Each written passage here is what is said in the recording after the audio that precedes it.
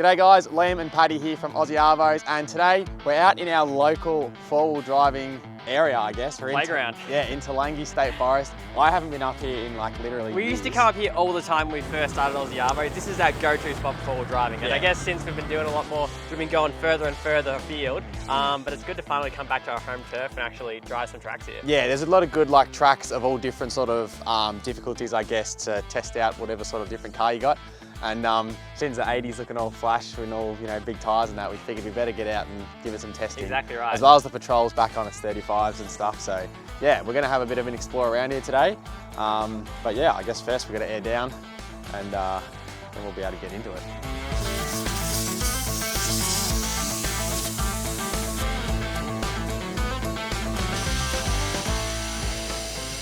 And then I reckon we'll send you up first. Me up first. Yeah, well, you've got the more capable car. It's true. You got a front locker. Okay. So I reckon you'll be a good test of waters. And then for whatever reason I get stuck, yeah, you can pull me out. I mean, if you don't want to go first, I'll go first. But like, I reckon send the 80 up. Everyone wants to see the 80. I want to see the 80 do some stuff. Now, before I tackle the tracks in the 80, I'm actually going to soften up the suspension on my FRR shocks. I'll turn the compression down to its softest setting, and this should give me better articulation and hopefully help the 80 series climb its way up the track. I'm keen to see how the 80 goes today. This is the tracks we grew up on, so it's going to be a very good reference to see how sort of the 80's handling. All right, I'm keen to be doing some four-wheel drive. It's been a while since we've gone looking specifically for four-wheel drive tracks, so I'm chomping at the bit. So we're checking out our first track, Rocky Track. This track has a bit of a name for itself around here in Toolangi, and even though it's only half an hour from where me and Paddy live, neither of us have ever done it. Haven't been game enough. Nah, I mean, from what I've seen, it's just like shale rock, pretty steep, rock steps, that sort of thing. I think our cars should be able to manage it, but we'll just have to wait and see, I guess. So we were actually on the wrong track. We thought it was Rocky Track, but we found the actual Rocky Track, and it's definitely a lot more rocky, a few more rock steps and stuff, but I reckon all very doable still in our cars. Like, they're pretty capable in their current state, so I'm still keen to give it a crack, if Paddy is. I'm not gonna lie, not sure how I feel about this. You know, the weirdest thing, I'm just so worried about damaging this car. All this new panel work and everything, it's what we build them for, I guess. Go front locker in straight away, make sure that's working, and just take it nice and slow.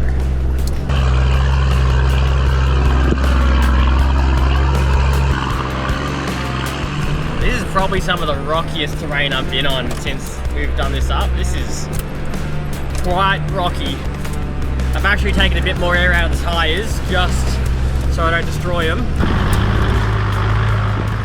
Take it nice and slow.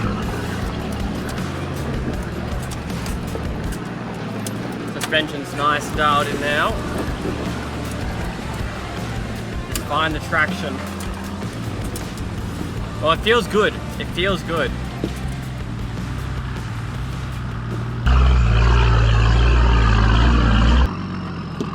I feel like that's the most interesting part. Back in the day when I had my Pajero, we used to just bash up here and I'd just send it and I wasn't really worried too much.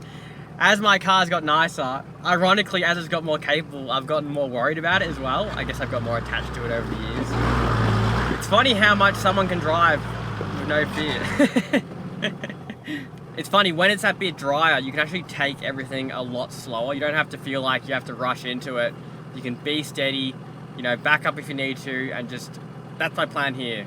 It's got some quite big sort of rocks to jump over, but I'm just gonna go very slow. If I don't do it the first time, back up, do it again, and yeah. When you're rushing and trying to do it at 1,000,000 miles an hour, that's when I'll make a mistake. All right, here I go. Oh, it is quite a big step, eh?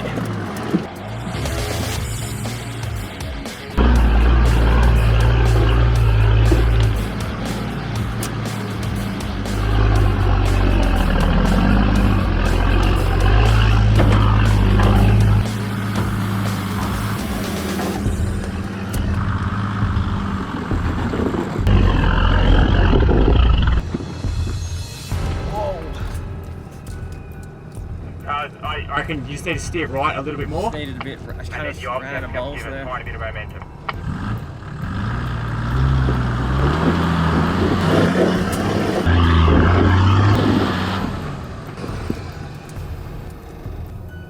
Steer right a little bit. I can't get it any further right. It's so close, dude. I reckon I got to get Paddy to. I might go pack a rock in under his front left tyre just to help prop the front up, but he's like so close to getting it. It's just like trying to climb 2 holes at once. With this stuff, Paddy, you just can't be afraid to give it a little bit of boot just to get it over the hump. I know you're worried about brake and stuff, but... All right, here we go.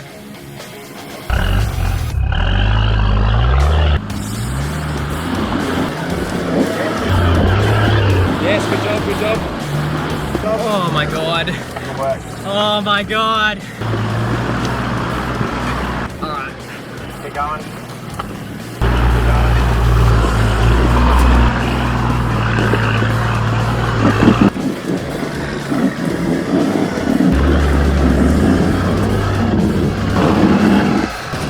Might have seen a little bit of speed just to hop you up that bit.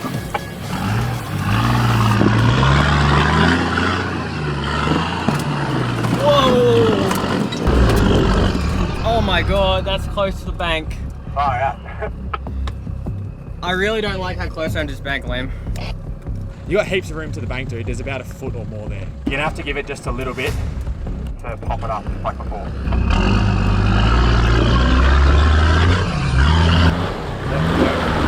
Good work. Good work. Whoa, whoa, whoa!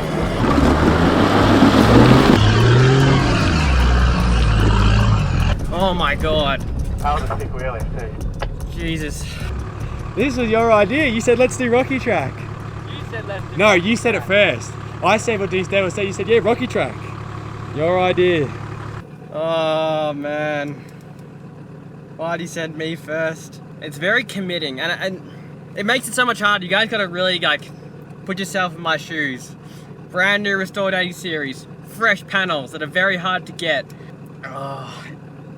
Whenever I drive this and I'm looking out there and the bank's like that far from the door, I think back to all the work that went into building this car, and it's like, it does give you a bit of nerve. It's,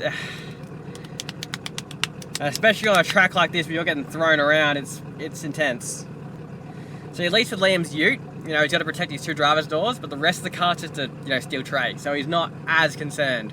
Whereas I've got the rear quarter panels and all that, and so I get a little bit paranoid doing this stuff.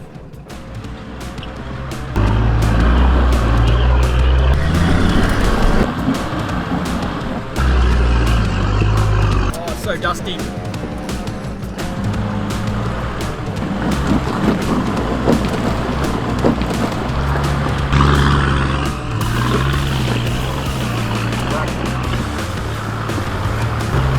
Committing, that's what that was. Oh man, committing, like, you're just so close to those banks, it freaks you out. Oh, it's been a while since I've run up tracks like this. I'm sweating, but Paddy's doing a good job. That front locker, I tell you what, if he didn't have that, he'd be stuck at the bottom still. That thing's MVP.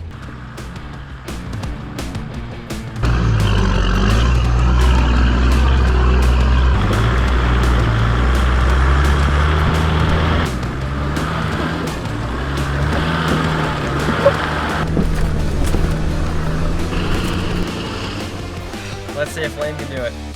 After seeing Paddy do that, it's definitely got me thinking about how I'm going to go without a front locker.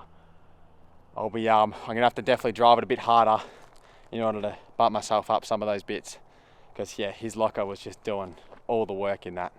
I think what's happening too, you know how I'm like saying, oh, it seems like it doesn't have enough guts to get up the hill. Now I'm on 35s, so it's harder to turn the 35, like it doesn't have enough, the gearing on the car isn't, you know, when you're in low range. That's why a lot of people end up putting low ratio gearing in their 4-wheel drive when they're trying to do, you know. It did seem like that. It seemed like it was like... It was just struggling to get out. those 35s going up that hill, which is obviously why, yeah, when you want to start playing with the big boys and do this stuff, it's, yeah, low ratio gearing helps a lot. It helps you go slower over things, where we will have to, as you would have seen, give it a bit of right foot to sort of bounce your way up. So If I was doing this, you know, a lot more frequently, low ratio gearing I think would be pretty high on my to-do list. Time for the patrol to have a crack.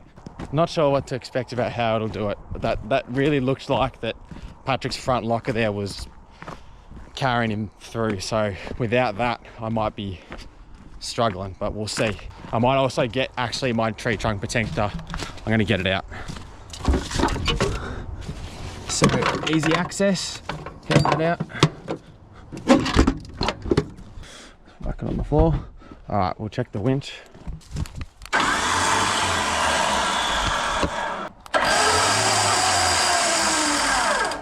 Yep, it works. Good to go. So I think the thing about this track, I mean, well, like I thought it was, oh, you know, if it's nice and dry, it'll be easy, but the fact that it is so dry, all these rocks are so loose, and even just like the dirt is so loose. So it's kind of like driving on massive marbles.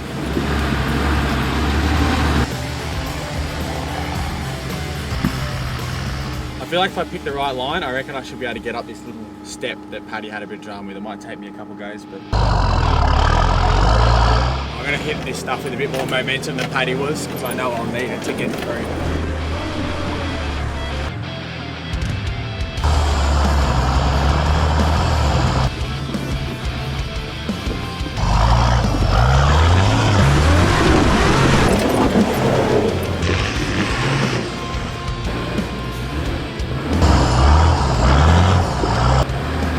Gave it a bit of throttle there. I knew there was a hole there. You made it look easy.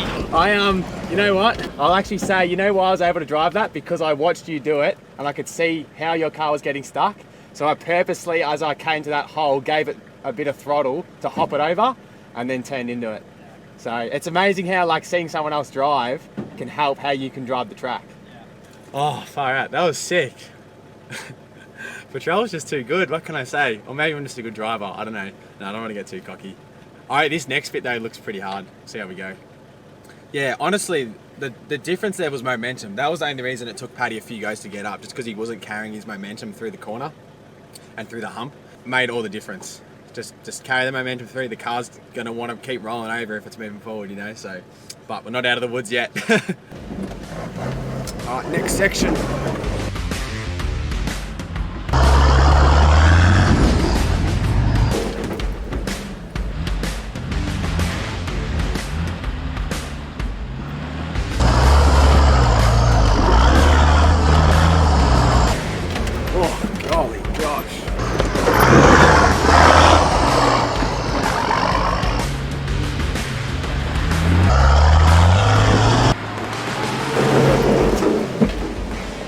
Far out.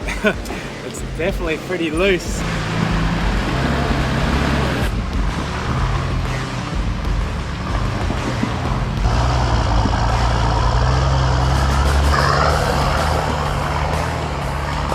When I'm driving up this stuff, I really just try and envision like where my wheels are placed on the track. Like obviously it's hard because you can't actually see your wheels while you're driving. So you sort of got to like look at the track, like kind of like render the track in your own head and keep like a mental image of it. And then as you drive through it, think, all right, now my wheel's in, you know, this hole and it's in front of that rock and whatever else. Just to sort of give you an idea of like where to steer and also when to give yourself throttle. That's what I try and do in my own head anyway. I feel like it just helps really trying to imagine. Rather than looking what's in front of you, think about what's underneath you. Sort of that sort of sense. So yeah.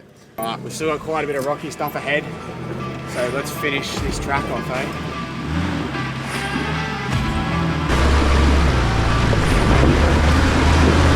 Far out, it's quite rocky.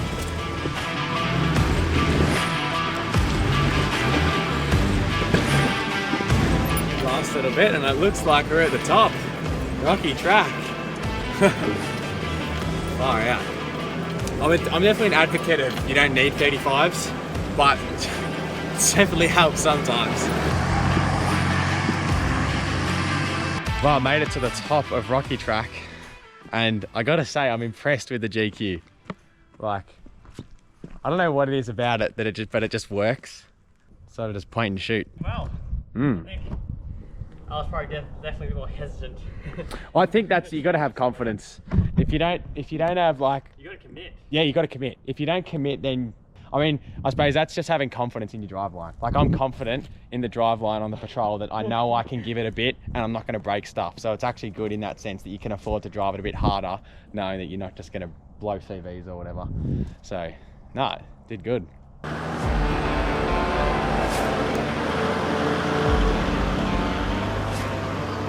I've been so stoked on how the 80 is performing on the tracks, particularly due to the adjustability of the F4Rs, which makes it so easy to change it from going from on-road driving to the off-road tracks.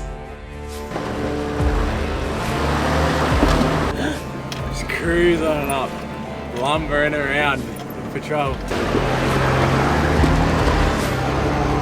Far out. I reckon that's just about the top of Rocky Track. Made it up here. So I'll just lay out some of the suspension in our car. So Liam's running the F4R remote reservoir shocks. He's on a roughly 3-inch lift. He runs the F4Rs so he can have his canopy on and off. So you'll see today he's got the canopy on, but he's taken the rooftop tent off as we're doing some harder tracks. Whereas my car, I've got to be able to sort of adjust on the fly quite dynamically. So mine are the F4R remote reservoir shocks as well. And I sort of have this loaded up with a somewhat normal payload weight. This will probably be the lightest it'll ever be. You know, usually I run a rooftop tent and everything, but having the shocks be adjustable means that it doesn't really matter the payload, that you can change, and I can help tweak up each individual shock to get the car riding right. All right, so that's Rocky Track done. It was definitely a bit more than what I first anticipated. Paddy was like, oh yeah, let's do Rocky Track. And then we got here and he's like, don't know about that, but I'm glad he did it. A little bit scary, but no panel damage, so we got through it. Like, we've got the cars to do it, so I feel like it's good to, you know, see what they can do every now and then. Yeah, exactly. But yeah, all the cars did well though. Like, I was very thinking, like after seeing Paddy, you know, sort of just scraping by with the locker, I was like, far out, this might be hard, but I just sort of committed in the driving and sort of really paid close attention to what the track was doing underneath the car, and it all worked out, so I was stoked with it. So if you enjoyed us going forward driving, make sure to give the video a like. We can do more of these if everyone wants to see. Yeah, exactly. If you want to see us do hard stuff that Paddy doesn't like doing, then leave a comment. I'll be honest, I don't enjoy doing the hard stuff, but yeah. But anyway, it's good just to see what the vehicle can do anyway. Yeah, good knowing that, like, in a pinch, it can get out and do tracks like that is pretty incredible. So yeah. Anyway, thanks for watching, guys. We'll see you all in the next one.